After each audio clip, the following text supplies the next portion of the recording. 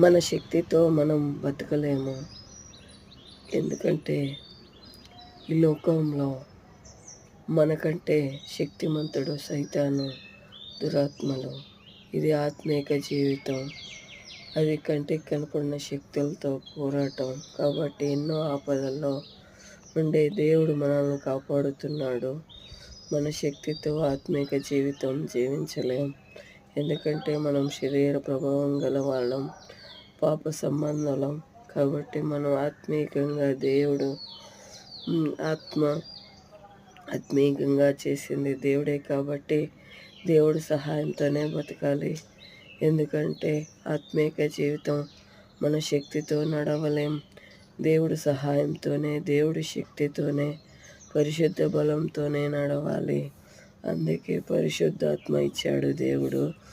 దేవుడి మీద ఆధారపడి జీవించాలి. మన వాక్యంలో బలపడాలి. దేవుడు సహాయంతో